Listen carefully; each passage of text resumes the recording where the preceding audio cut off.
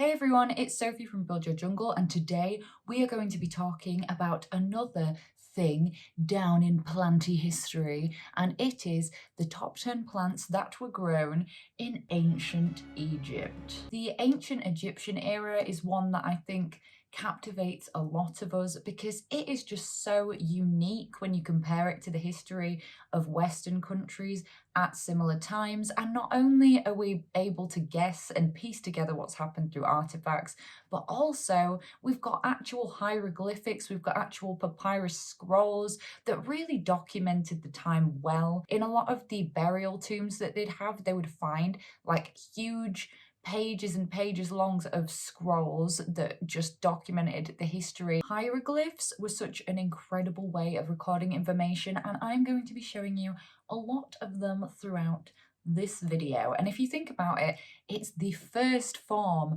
of illustrations being put together to form a narrative. The first comic ever was a hieroglyph. Are there any Marvel fans in the room?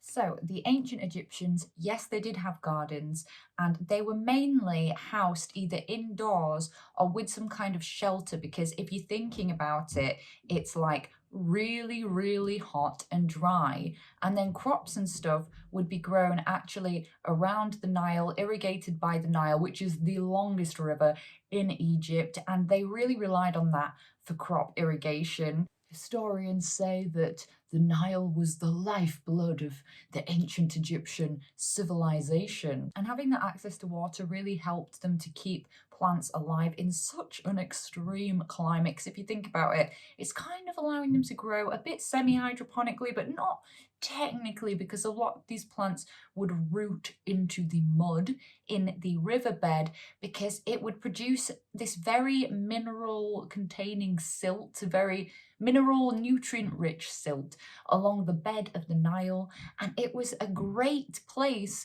for these plants to live. Having gardens not only allowed them to grow fruit and nuts for themselves, for food for them, for the livestock, but it also actually meant that they could have things that they could grow for offerings. Because if you know anything about the ancient Egyptians, it is that they love to honor the unalive, like big time. So a lot of this stuff was used as funeral offerings as well. And of course, there were many other uses for plants, medicinal uses, to be used as dye, cosmetics, etc. So without further ado, here are the top 10 plants grown in ancient Egypt.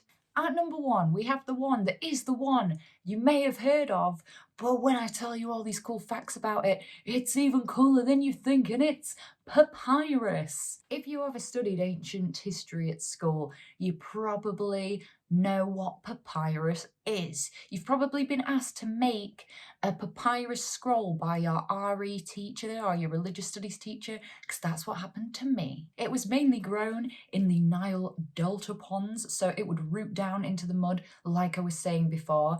And when you look at this plant, it does not look how I expected it to look anyway. It looks like bamboo, it has a similar structure to bamboo, but then it's got all these crazy grass tufts coming out of it, and I love it. It reminds me of Big Bird for some reason. And these guys can get pretty tall, up to 15 feet high, but also they only get to 6 centimeters of stem thickness. So you can imagine that you need quite a lot of this to be able to do with it the things that they wanted to do with it. It was a plant that held both religious significance and practical value to the Egyptians, because not only was it used commonly as an offering to the gods, what was that noise? But also, it could be harvested and processed into paper, they discovered. And it was so important because papyrus became their main writing material, like for everything, for legal documents,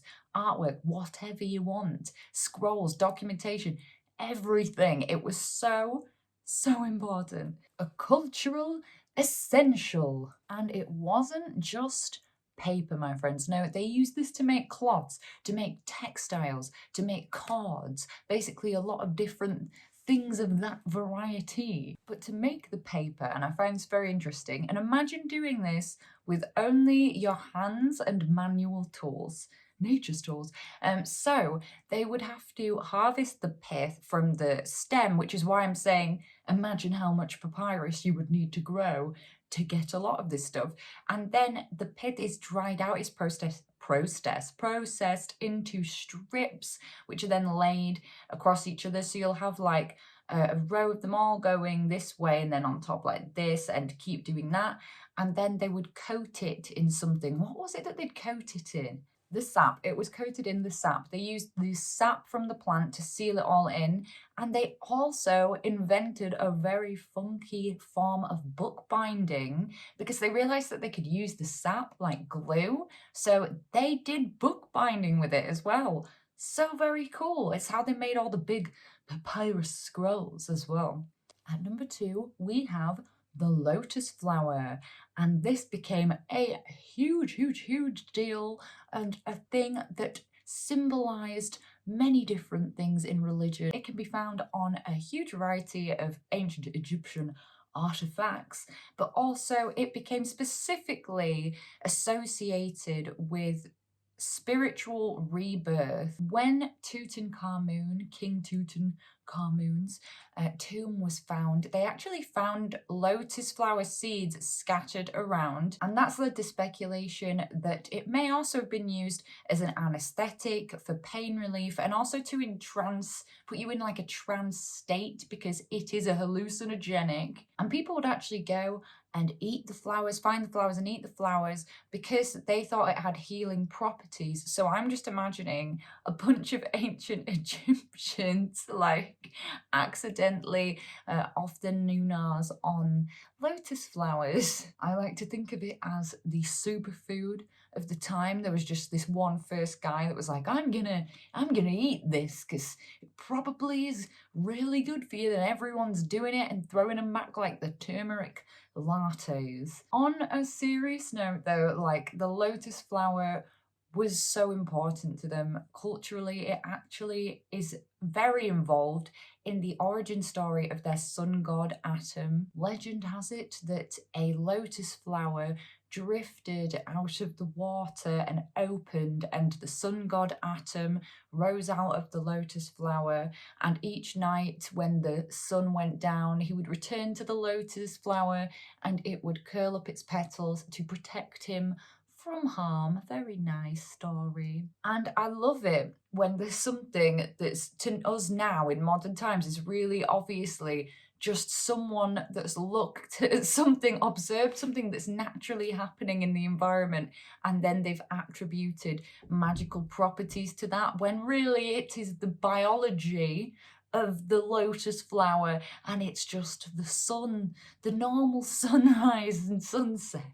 The plant's growth habits as well, you can see how that's influenced it because lotus flowers actually float above the water, which matches up perfectly with that religious story. But also the flowers do open and close at night because of the circadian rhythm, much like how calathea move throughout the day or how oxalis leaves open in the day and close again at night. Its religious significance certainly influenced its popularity, and it led to it being used for perfume because ancient Egyptian priests were actually the first perfumers, I don't know how you say that, but they were the first people to make perfume because they'd use it for their ceremonies, and they'd also use it to make the mummies smell a bit nicer, and they'd also use it to make their sacrifices to the gods smell nicer as well.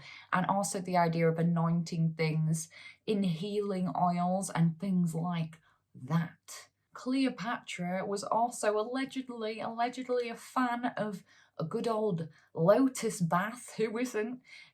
Healing properties and all that. At number 3, we have carob, and you may be like, hang on a minute, I recognise that, and yes, because it's still used in food today a lot. I always see it in vegan things. It's used as an alternative to chocolate in health foods because it apparently has a similar taste to chocolate, so it's used as an alternative to cocoa. Don't know why I said cocoa, like cocoa. Basically, if you've ever seen vanilla pods, Carob also produces pods, and then these pods can be used for food, for you, for the livestock, well, not for us, for the ancient Egyptians, and for the livestock, and also it could be processed into a fermented alcoholic drink. And carob became really important in honouring their unalive as well, because it was processed into something called carob pectin, which they would essentially use to coat the bandages that they would wrap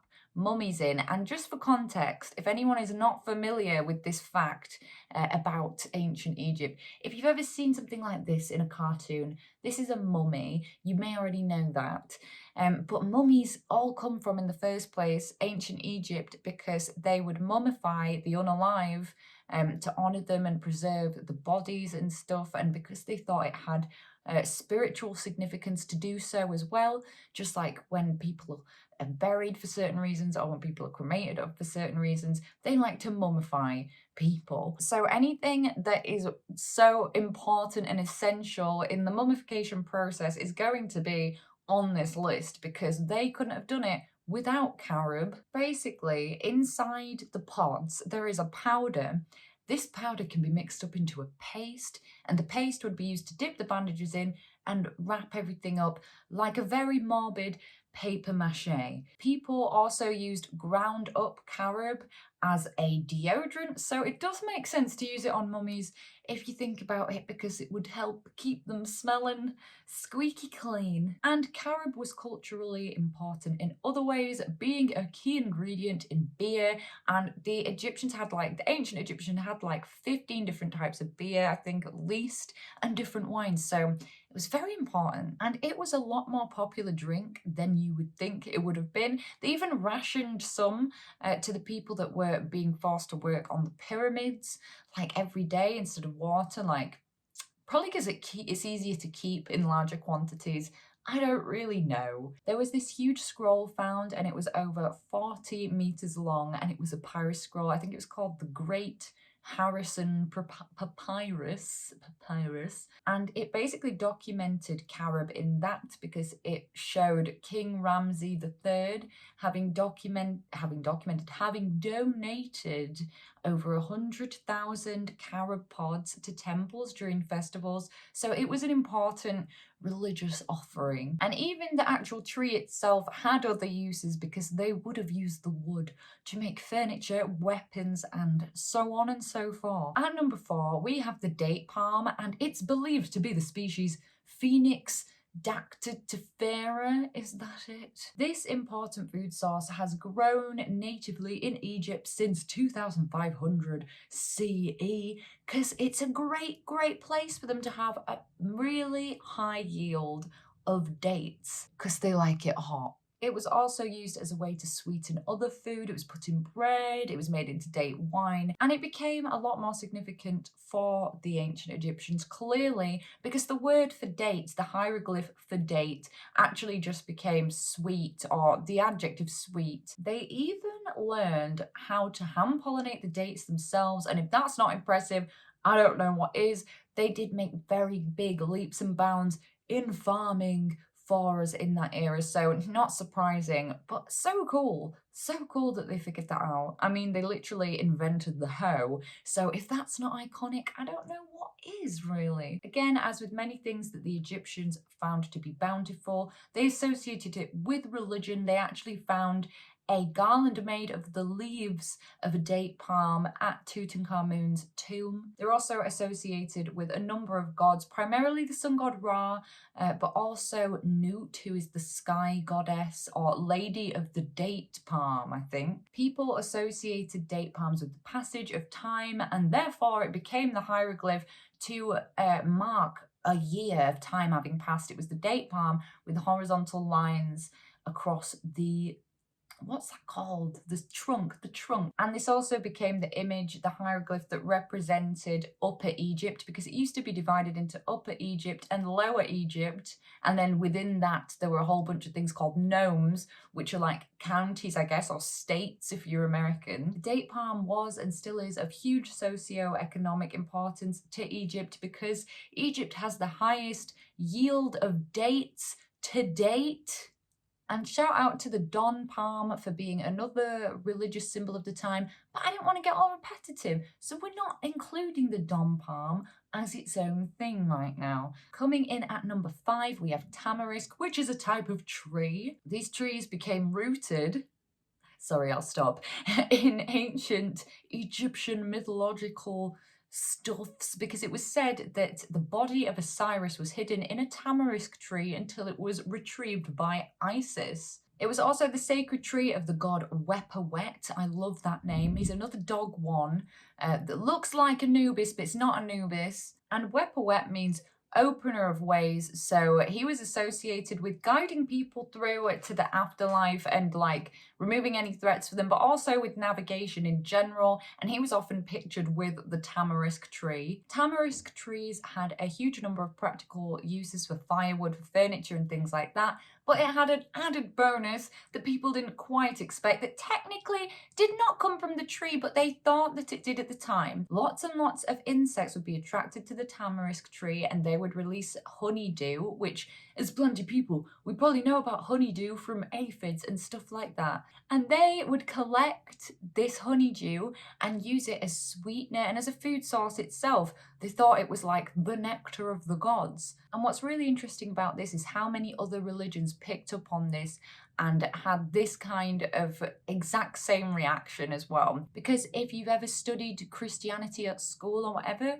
you may know the story of the Jewish people crossing from Egypt after they were released, after they were slaves there, and they were going to Israel, I think, and that apparently this thing called manna, which is the same thing. It's the same thing from the tamarisk tree.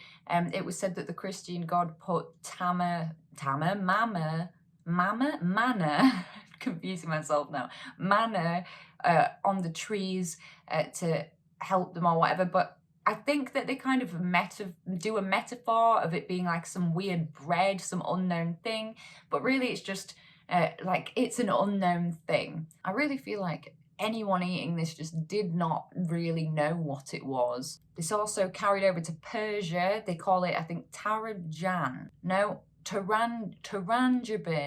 they call it in Percy. But I can't tell you the word they used for it in ancient Egypt, because it was referred to in a number of different ways. It's still confusing historians. Specifically, there was a site uncovered by the Sinai River, and that's where they found inscriptions specifically referring to harvesting it from the tree, consuming it, etc. At number 6, it's something that many of us are already familiar with. I would be surprised if you guys haven't seen at least one person with this on their hands or had it on your hands yourself. Henna. Henna, and it is a plant. Henna, or Hennu, as the ancient Egyptians called it, was made by crushing the leaves of the plant to create this dye. They also experimented with mixing pigments in from different stuff to create different colours. And it was the ancient Egyptians that invented henna. A lot of people think that it was invented in ancient India because of its ties with India and Indian religion now. However, it was originally in ancient Egypt, and they were the people that discovered this and were the first to do it. However, it was also something that they considered of religious importance as well. It wasn't just for aesthetic purposes, because I know today there's a split of people. Some people are using it for aesthetic purposes, some people religious, some people both, but they believed that having henna on your skin would be protection for you, like a protective spell in a way, and that it would just aid in the repelling of negative spirits and such. There's also a lot of references to it specifically being believed to drive out satanic forces. It was very much used in the same way that it's used today to colour hair and skin, and actually even nails as well, because there was no nail polish, didn't exist. But it was also used for the preparation of mummies because it strengthened the skin. At number 7, we have a plant that many of us find quite magical, and it is the carnelian mandrake, but not the screaming kind from Harry Potter, just the regular kind, because this is a real plant, albeit without a face. The ancient Egyptians used to call mandrake raramet, and there were multiple uses for it, but primarily The roots could be turned into a medicine. The ancient Egyptians absolutely believed it had magical properties. It was very much associated with love as well, and it was used to make many love potions. However, the berries of the mandrake are actually highly toxic, so I wonder how many people tried to make love potions and accidentally poisoned the person that they fancied. We found several references to the use of mandrake for medicinal properties. It was worn as a protective amulet, it was used to treat infertility, and it was used to get you in the mood. There was actually documentation of this in the Eba Papyrus, which was one that was found at a burial site dating back to, I think, 1500 CE. The leaves of the plant were sometimes used to dress wounds like an alternative to a bandage, and also the roots were taken recreationally, and they were a pain unaliver. That feels weird to say. Mandrakes appeared in artwork on pottery everywhere. They've even found statues of mandrakes in different tombs. You can really see how much they loved mandrake. At number 8, we have flax. And you may be sat there going, what the hell is flax? Well, flax is a plant. It is a plant, and it can be processed into fibers, which can then be used to make cloth. So it was absolutely essential. Absolutely. It was one of their fabrics of choice, their main fabric of choice, to be honest, and it's still used in modern day textiles, so thank you, Egyptians. But also, I just absolutely had to include flax because it is flax that they used to make linen, which they would use for their mummy strips. So without this, there would be no mummy strips. So thank you, flax. And if it wasn't obvious, I'm saying that because the mummy strips and their preservation allowed us to see so much historical detail about this period. I love ancient Egypt. So flax was cultivated in fields close to the River Nile, but it had to be kept away from any grain crops because it could just be very invasive and ruin the yield of other crops. I almost said crocs. Ruin all the Egyptian crocs. No. Whereas other crops were harvested by men, linen could be harvested by women as well because it needed to be uprooted rather than chopped down. That highest quality, softest, luxurious linen for the very, very rich and special in society, that would be made from the young flax plants, because the younger the plant was, the softer that the linen you made out of it was. However, it was very selfish, a very selfish thing to do, rich people, because those plants could actually grow so much taller and could produce such a higher yield that would then help many more people if it was allowed to grow longer, but the fabric wouldn't be quite as soft. It's also a plant that had to be processed by hand, so the fibers were removed, carded by hand, twisted together to make a yarn, and then woven into fabric. For number 9, we have chickpeas, and I'm not even going to attempt the scientific name of that because I know what it is and it's really hard to say. And you might be like, come on, Sophie, really, chickpeas? But chickpeas were the essential food of the poor people, the working class people, you know, they all relied on chickpeas. Also, bet you didn't know that the ancient Egyptians had hummus, they had falafel, they had chickpea fritters, all from this beautiful plant. And chickpeas were a great option for poor people as well because they're very high in protein. So at least if all you're eating is basically chickpeas, there are worse things you could be eating, you know, it's a pretty good one. And they came from Turkey before being brought over with traders and such. And chickpeas were associated with seasonal changes, and it was believed that as the chickpeas ripen, that means spring's coming. And yes, I mean, they're not wrong, but the chickpeas don't have the power to bring spring, ancient Egyptians. They're not magic beans. Well, except for the magic of wonderful nature and plant biology. At number 10, you might be about to say, Sophie, that's not a plant, but it is a grass, and I am not having that sass, thank you. It is wheat, and barley. So I mentioned earlier that the ancient Egyptians were bananas about beer, and you cannot have beer without some kind of grain. So wheat and barley became very essential, and it grew very easily again in fields down by the Nile. They were also both essential components of bread, which again was very important, but bread was interestingly used as a status symbol in ancient Egypt, because if you were rich, you were allowed wheat bread. If you were kind of, not rich, but like the average Joe, you were allowed bread made from barley.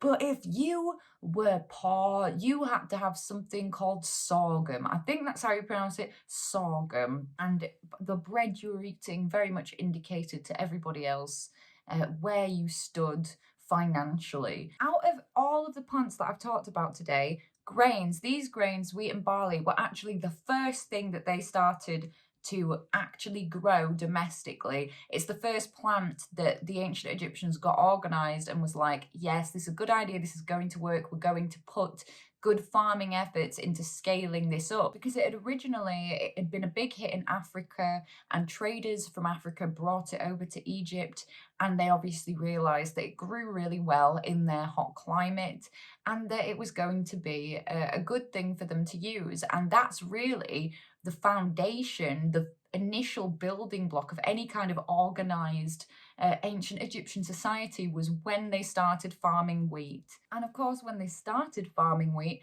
that meant that they had to make things to farm it with, hence the invention of the sickle. Thank you, Egyptians. And of course, there are even more plants, many more plants, and many more stuff for you to read about this if you found this interesting. I'm going to link some of the articles I found particularly interesting on this topic in the description box down below. Anyway, I hope you guys enjoyed this video. It was the second episode in my Planty history lesson series. Let me know any eras you would like me to cover in the comments down below. It would be très helpful. At the moment, I post long form content on Fridays, so please do hit that button, subscribe to be notified when I next make a video. I also post every day on TikTok. There's all kinds of funky business on there. And I go live every Sunday for Houseplant Hangout, and I do That Plant Game Show with Little Plant Lover and Plants Bab every other week on Mondays, usually. It's not set in stone though, so you better put my notification bell on. And if you fancy buying some illustrated houseplant products, then please head over to my website. It's buildyourjungle.com, and I hope you're having a great day thinking about houseplants.